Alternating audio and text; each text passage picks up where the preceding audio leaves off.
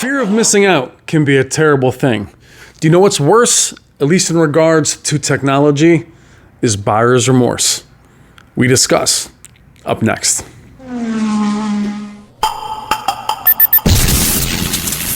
I've seen things most people wouldn't believe. Hey, what's up, guys? I'm Brian. This is Tech Therapy. Thank you so much for joining us today. Our conversation, we are here with Stop the FOMO, which is advantageous because the conversation is actually about FOMO and the fear of missing out. Me? But the emotion of FOMO, fear of missing out, is something that carries not just, it's in our daily life. But for me, the flip side or the counter to that coin, FOMO, the flip side of that coin is buyer's remorse when we're talking about technology. So I wanted to bring you on today because this year in 2024, we have so many different technologies going in so many different directions, all of them tempting for different reasons. And I told you the other day, I was very close to ordering the G4, just pre-ordering it, getting it home, having it at launch. What size were you thinking? It would have been 83. So before we go into that, FOMO, thank you for joining. I know we joked about your channel being Stop the FOMO should be Create the FOMO. But the two of us end up with the FOMO. We end up with our own FOMO. But what I find fascinating, and I mentioned this in the intro, is FOMO is an impulse. It's an emotion, but there's excitement in that fear. There is, but if I get it, I can't wait for it. Buyer's remorse is quite the opposite. You are typically stuck with something. And if you buy something now, you actually don't even have an option to then flip out and get something else. For you, when you think about FOMO, especially at this time of the year before the TV's release, we're in that weird spot of I need a TV, I want a TV. All the research I did last year, all of our reviews, our live streams are there. They're watching them. Do you say to them, hey, hang in there for a little while longer? What do you do with the FOMO when you're feeling the FOMO? For myself. For yourself. Which is ironic. So this actually happened. That's why I started my channel, Start the FOMO. Stop the FOMO. Stop the FOMO. We're changing it. Start the FOMO. I should. I was actually shopping between the P Quantum X, the Vizio P Quantum X, the A9G, and the Samsung Q90R. I couldn't decide. 2017, 18, 2018? 18, right? 18, 19, right? 2018, 2019, around there. And all priced very similar, within $500 of each other. I could not decide. And we were building out our home theater. The last element was which TV. So I'm at Best Buy, and I'm like, okay, maybe this one, maybe that one. And it was available at Costco, so they were willing to price match everything. So all I had to do was choose the TV. And for 2 months, I binge watched everything on YouTube. Like everyone who even mentioned Samsung Q90R, Vizio P. I read everything. I read every forum. I wrote emails to reviewers asking them questions. And then the shootout happened over the summer. And the shootout, the A9G won, and I bought it. That was it. That did it. I'm going to get the Sony A9G. It's the king of TVs, right? And I love it, right? But after all that binge watching, and then I said, wait a minute. Did I really make the right? So here comes the regret. Wait. But these people still saying the Q90R is a better TV, but the P Quantum X is brighter. What does that mean? So I ended up buying all three TVs. So I got the A9G. I got, you know what? I need to see for myself which is the better TV. And that's like, wait a minute. Why don't I document on YouTube my own journey? And thus the beginning of Stop the FOMO. But it wasn't until I had all three TVs that I stepped back and go, okay, Sony A9G was the right choice. But then I thought, wait, who else would have the luxury, time, and patient spouse to allow me to wait all this time, buy the TV, all three TVs, compare it to death, and then return the other two? And I thought, this is something I want to do for other people, because it's not just flagship. What about people in the $1,000 budget, the $2,000 budget? And thus that regret there is no cure unless you have enough information. And as I reflect, this is why I always ask, what's your use case? Because the people that want the 3,000 nit Well, if their use case is just watching SDR and streaming YouTube, the 3000 nits is irrelevant, right? Like someone in our last stream said, what's the point of 4000 nits when all you watch is 1000 nit content? Exactly. That's how you cure the FOMO. Is the specs may not be there for your TV, but if you never touch those specs, there's no FOMO. What are you missing out? You're missing out on gaming features and you don't game, right? And Yeah. and that's the logic now is you can eliminate the FOMO by knowing. Now, the regret comes when, wait a minute, this new TV is coming out. It addresses my use case and it's better. Now comes the question, but how much better is it? Is it visible? Yeah. So if you stay back with what you were just saying, I want to illustrate Atmos, for instance, in Dolby Atmos. And a lot of us I had a 7.2 system. So I had, did I lose my own audio? No. You're back. You're back. Yeah. All right. So if I look at my own use case, I had a 7.2 surround, and Atmos was nagging at me, and I wanted it. And I was like, well, I do up-firing speakers, or I do this, or I do that. And then I kept looking up, like you, the lists of what movies support it. And then the FOMO was balanced by, well, if I get that, I'll lose this, I'll gain that. With TVs this year, what's hard is we do have 4,000 nit panels coming, 5,000 nit, 10,000 nit panels. With Sony's announcement, we have a reference monitor in the wild already being used by the majority of the studios that we all know and love. There will be 4,000 nit movies. So what I was thinking, guys, I want the G4. That's an 83-inch. It's going to have MLA, 3,000 nits. I was thinking this the other day. This would maybe you want to come up with this topic. As I'm sitting there, I'm playing Resident Evil 4. I thought to myself, I'd love to have more HDR impact and not lose the micro contrast. I'm not losing size. There's an 83-inch finally, new processor. And then I have Robert on speed dial Value Electronics. I'm about to tell him pre-order it. I want it first. I'm going to buy it.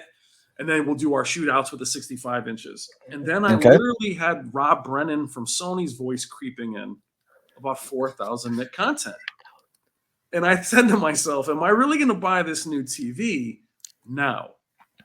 And this is where the fear of missing out comes in. Fear of missing out is a component of being impulsive. Now, need it now. Being patient is not you guys saying, well, I'll wait till they come out. Then it's not a fear of missing out. Now you're just waiting and you're excited. But the fear of missing out to me is the guy that just can't sleep and wants it right this moment. You want to be the early adopter, because we've talked about those of you that bought an A95L recently. You're afraid of a new TV coming out. Hard to have fear of missing out when you bought that TV late in the year, right? FOMO, I mean, you've already bought it. It's already been out for a little while. So me, the early adopter fear of missing out component is together in some ways. It's reckless far worse. abandon. Yeah. So reckless abandon. Yeah. Okay. So let's talk about that, because we are always in that position. And so I want to recognize that people in this position, they have money to spend. They're buying at peak price. This is when it's most expensive at launch. And not all the TVs are launched. So if you go for the G4 or the QN90D or the QN900D, months after your return window has closed, the Sony will be released, and it's way better. What do? Return it? No. Get rid of it, sell it, have two 85-inch TVs. So for people who are willing to pay to be an early adopter, it's not like the Vision Pro where your only option is one. You either get it or you don't. Good point. Here, right? You have the G4. You just brought yours back, by the way. Yes, I did. I'm like, you just sent it back. No FOMO there. And at the end of the day, you're okay. So you have it great, because by skipping the G4, getting the XR90, I think that's the 4,000 nit version, skipping the G4, next year the G5 will be 4,000 nits. That's when you get it, because now you have your 4,000 nit OLED, because we know what's coming down the pipe. So that helps with our decision making. But for everyone else, they're like, but can I give up infinite contrast? You're getting infinite contrast back next year. So for you, it's like eventually you're going to get that OLED back, because you buy a TV every year, literally. And before we go into it, and that's kind of where I like doing these videos, because you and I just did one recently where I asked you for your top picks for this year as a consumer. Because for us, the commitment, so I got right behind me is an 83-inch A80L. I bought it with confidence that Wait, XR wait. Can I Clear. stop? It's blooming like crazy. You notice that? It's an OLED that's blooming like Yeah, crazy, right? yeah. So you guys Thanks. know, this is what It's my YouTube does to OLED. It's just I know. blooming It's my into camera, actually. space. And what's funny is actually it was looking amazing, but now it's blooming. But I bought the A80L, like many of you. I did my research, obviously. I know it. It's XR Clear. It's got an A90J chassis, the best 83-inch in the world for 5 minutes. Now, I bought that knowing it. Now, wait, no, However, I want to add, you didn't just buy it. You were actually torn between that, the yeah, X95L, yeah. and the Samsung Gaming Neo QLED, what, 95C? QN95C. And Absolutely. you decided on the 95C, and you went with the Sony, back to the 95C, and now you went Yep. to the A80L, and now you're A80L. like, no, I still Well, made a mistake. I'm but going to here go with was the my Sony. but here was my use case, guys. My use case was it's in a bright room, so it doesn't work. But I'll be watching movies here. It'll be behind me for the most part. Mhm. But yes, everyone asked me, do I regret it with the G4 coming out so soon? Well, keep in mind, guys, I didn't buy this yesterday.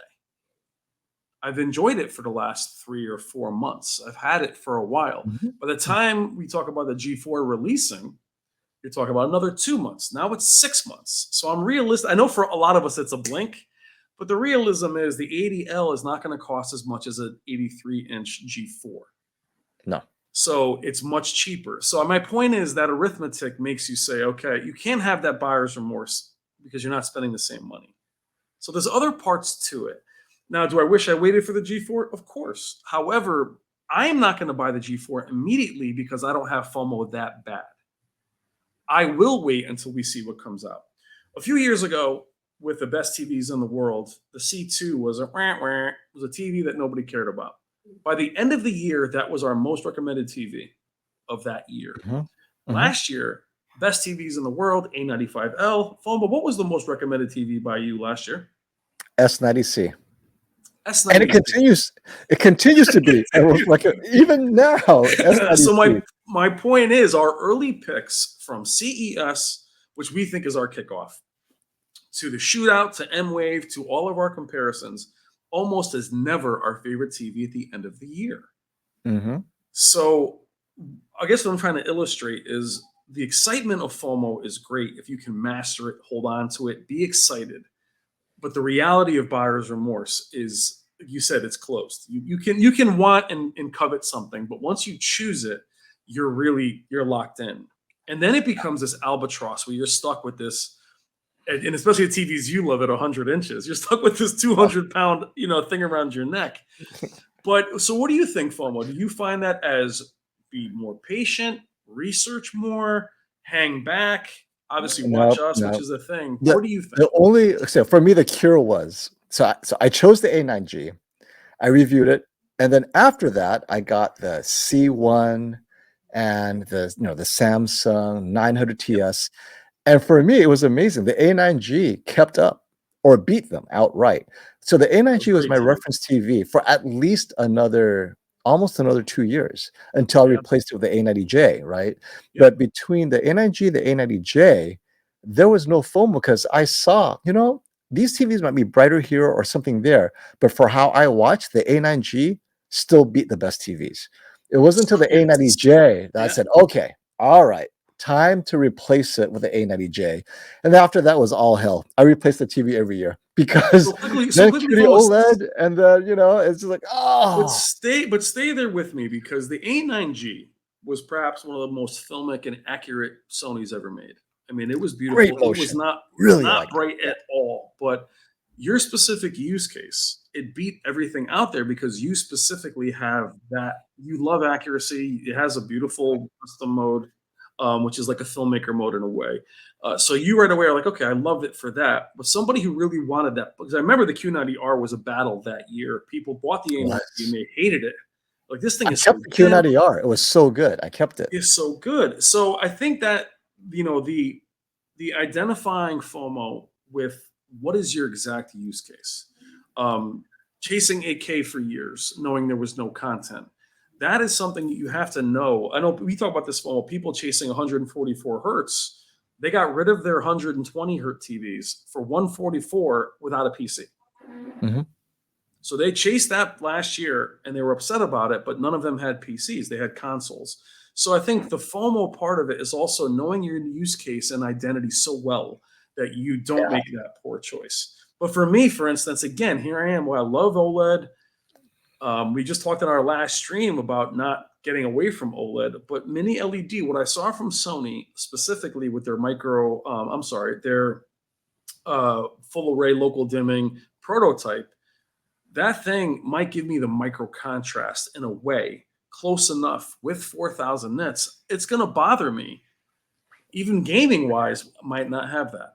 But you know what will bother you more? Because I thought of you when I saw this comment on the earlier stream. Did you know that the 900D 240 hertz VRR 4K, assuming it works, right? I mean, we have to make that assumption, right? Just for the sake of argument, spot on. 240 hertz PC gaming VRR works well, FreeSync compatible, all that good stuff. Would that give you pause to get the Samsung, even though it doesn't have 4,000 nits? Its gaming will be clearly superior to the Sony XR90. So I'm going to say no, simply because the black level on that TV, the way some Samsung handles local dimming, will flatten it. It will. It's with gaming, chasing that. First of all, my PC, even with the 4090, is not doing anything at that 240 hertz. But it's all about, for me, it's picture quality than performance. I could stay at 120, but the G4, now here I am contradicting myself though, FOMO. The G4 is 144. With no hit to image quality. No hit to image quality. So I get those blacks. I'll have H. So here I am turning myself back on. Yeah, that's what I was saying. Here Robert, you are. yeah. Pull the trigger. So here I am. So G4. We're doing it. Serenity So we're doing it in free time. You're watching me get FOMO as we speak. He just teased me with the Samsung. I'm telling you no, because I know that the black level won't be there. And even with the best LEDs in the world, in gaming especially, you can have the best local dimming. You can't make them, like on LG TVs, for you guys that know, you can make the dark, fine tune the dark areas. I love that feature. They don't have it on the A80L. So you can actually crush the blacks a little bit if you want, if there's some banding. But having that nit, the new processor, 3,000 nits, and then 144 hertz that I know LG is going to get right. No one Connect box. I've already given myself FOMO while I'm filming the video. So tell me why I gotta wait, FOMO. I'm giving you give me the therapy. Why do I have to wait for those 3 movies? So you're basically waiting to watch. I'm on the couch.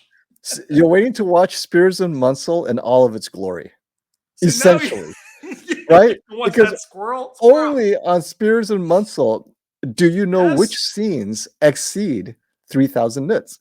Stacy Spears specifically will show you in this scene, that squirrel, that white fur, that flower, every scene, you could sit there and go, oh, that's what 4,000 nits feels like. And that's it. That squirrel's burning alive. That squirrel's on fire. The Ferris wheel. I'm bathing in 4,000 nits. We're not scripted. And that's why I love these conversations and why I like doing tech therapy with FOMO, because you saw how it starts, right? You're alone. You're in that vacuum. You're playing a game going, it would be nice. And then I talked to FOMO the next day and he's like, yeah, but you saw the prototype. So FOMO, let's talk about this, because we did this on our last video. You were about your most anticipated TVs. And the 900D would have been your second choice, because you were looking at the QMA. Yes. 115. Specifically the AI processing, so that people don't think I want the 8K. So the upscaling. And I have to say, I think I switched over again. I finished my video on I did the FOMO show and I posted it a few days ago. And it was specifically about what to expect from the 900D. And after I finished that, I talked myself into, actually, this is kind of amazing, because I was saying, when you fill in the blanks and you have extras in the back, they can fill it in with real people from their database of people. And so you got random people that may not even be the extras in the movie, but they're filling it in because you can't see them. Yeah. So if you compare higher resolution versions, it may be different people. That to me is interesting. Now that is next gen stuff, where the gap is so big from low bit rate 720p to what the Samsung can do to make it look good, I'm curious to see what that is. Whereas I know what 4000 nits would look like. It would look Yeah. brighter. I mean, there's nothing. I mean, So I'm guessing it's it'll just be brighter, brighter. right? I mean, if I look Yeah. at the sun, I got a million nits, right? So we know Yeah. what brightness is, but I don't know the creativity of the neural network. What can Samsung do that will be really interesting, almost scandalous? Like when Marcus Brownlee discovered that the moon was faked, right? Meaning it's a real moon, but it wasn't what he was taking a picture of. Samsung was filling Yeah. in the image. So he's like, I want a Death Star here. Right? Well, FOMO That's more curious to me. yeah, well, at our secret, I can't remember the names of all these things that we got to. The one with the one from Samsung where we looked at the Samsung, The Innovation Center. the Innovation Center, which is so valuable seeing that stuff. And we saw Umbrella Academy, and it was Mhm. the scene where it was actually 1080p though. It wasn't 720. Was it 1080p? I think they had 1080p and 480p. I mean, they were giving us different resolutions, if I remember So it correctly. was but where one of the before characters and was after, standing. though. Yeah, so she was standing on this block, and there was a tablet behind her, a stone tablet, and the writing was not legible. And Yeah. they Books were able everywhere. to books everywhere. The titles weren't legible, and then they were able to do this AI upscale it. Now it's not upscaling through resolution or pixel density or anything like that, and it wasn't relying on that. It was literally upscaling it with this technology. All of a sudden, Oh, wait. So all let me say what the technology is. They literally filled in the text.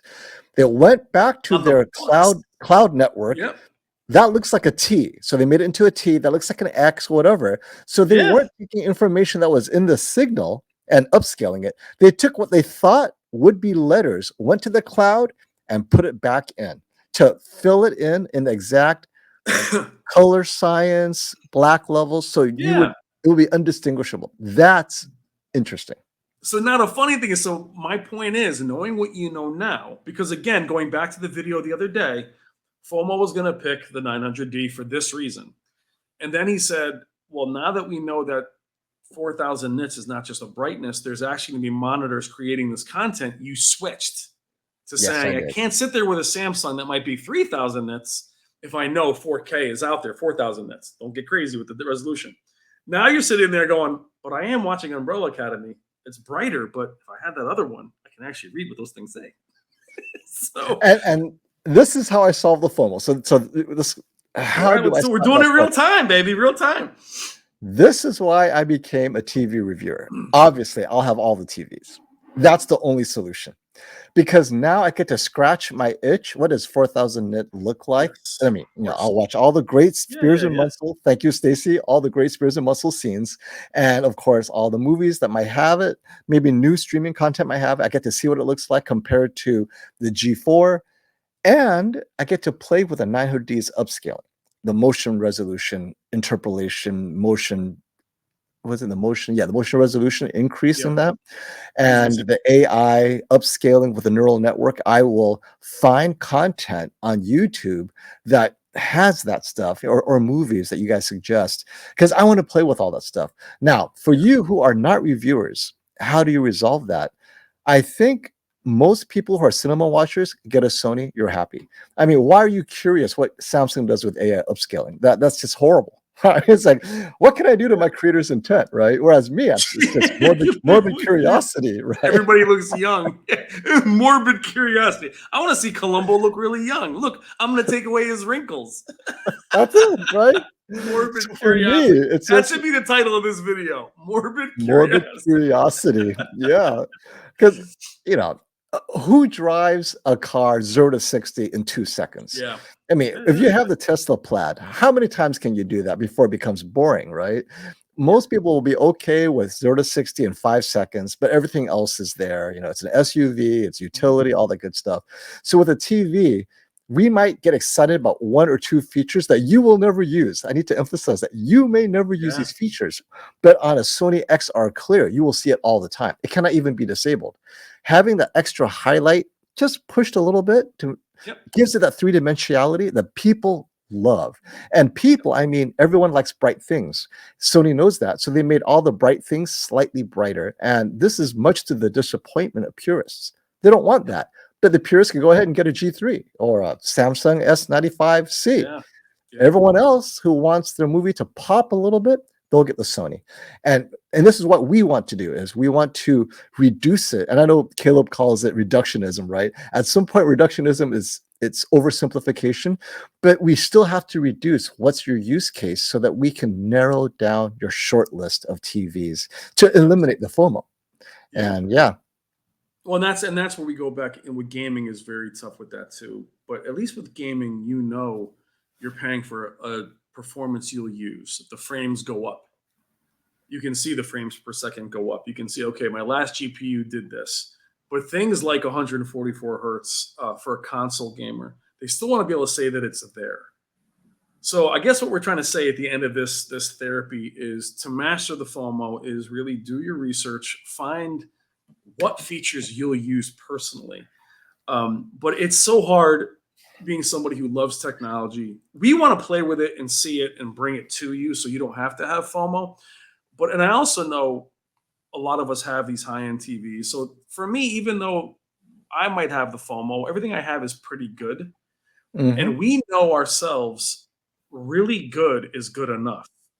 Oh yeah, So we're patient because we get to look at these things in depth. And I think as what we are, FOMO influencers, reviewers, we know we don't really have the time to use these things to their full potential. So oh, I don't no, get as not at all. FOMO, but I felt it the other day. I really felt it like, hey, you know what? It'll be cool. Then here's the funny part. It'd be good for the channel. Where the heck am I going to put it? I'm going to put it in here. I'm going to put Mhm. it where it's on camera. That was for my own personal use. And then I started to have that thought, how long am I going to use it? Am I going to use it that Okay. much? Am I going to use it for every game? Yeah. I think that's a lot of what we talked about. We say things about getting large TVs for the family. Well, how often are they watching in that room?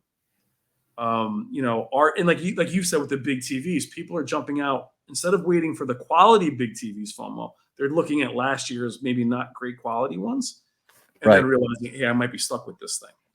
Well, before we go, I would like to then at least put out the fundamental FOMO for 2024, which is these are the features that we'll be talking about. Yep. Sony, 4,000 nits. Yep. Samsung, 8K upscaling, whether it's motion or the AI morbid curiosity. Mhm. The G4, the brightest OLED ever, now at 3,000 nits with AI processing specifically to fight XR clear. So can it beat the A95L? But it's not going to be cheap. And then the XR70, right? The X90L successor. Is it going to be a great deal, or should you rush out and get the X90L because you don't want to pay more for the same thing? And we already know that the QN90D is the same thing as the QN90C. The early reviews are out saying same TV, get the QN90C and save some money. Mhm. So there's no FOMO for the QN90D right now. But at least those models, that's where we're at. So it helps us to identify our focus Yeah. as reviewers. Well, and then with Hisense and TCL, we're looking at their Large Ascension. TVs. Yes. Large TVs and improved processing. But real quick before we go, I would also say that when the Apple headset was announced, you had FOMO. When was that announced? 6 months ago? What Yeah. was it? Apple It, Vision it Pro? was announced in the fall. I mean, they were showing it off in the fall. Early expectations, early previews. People loved it. Then they had another set of reviews at the end of the year, and like, okay, everything, if it works, I love it. And then I got it, spent 2 weeks with it, and consistently the motion is a problem. And you know me, I hate stutter. Dude, it was stutter galore. And I'm so and there used was a to lack of content. So lack of content. if the converted content, right, all the movies, Avatar and Dune that were converted to either 3D or for the Vision Pro had motion interpolation somehow either adjustable or fixed with Pixelworks software, TrueCut, I probably wouldn't have been as annoyed, but it was a straight up 24p to whatever 90 96 conversion with no motion interpolation, which means stutter was preserved. Oh, it's like watching the Samsung with filmmaker mode, no motion interpolation. And I can't do that. Yeah, If yeah. Samsung came where the motion is disabled, which is what Filmmaker normally does, Mhm. I'd return it. And so this is exactly what happened with the Vision Pro. I could not move that little slider because there is no slider. Add some software effect, Yeah, not yeah, available. So, and yeah. at the end, it was the little things. What I love about it is though you actually had the FOMO. Now, granted, Mhm. it's good content for the channel, but you're not a reviewer that buys things and returns them. Oh, and that's another So thing. I'm not even going to put up a review because it's so easy just to say not good enough, bad motion. And that doesn't even deserve a 5-minute video because you guys yeah, know me well enough. When I say the motion settings, bad stutter, I cannot adjust it. You all know what that means. yeah. But the point It's is you had the FOMO, you scratched the itch, but you were able to yeah, say, you know what, this is not for me. The problem with TVs is literally unboxing them. The way that the boxes are built now, they fall apart. It's hard to then have them yeah. come pick it up. But I guess our thing in the end, FOMO, is to not be impulsive. If you need a TV now and there's an empty space back there and you have to buy a TV, that means you're in the market. And anything last year, we've done a million videos on it. There's great Mhm. models for everybody.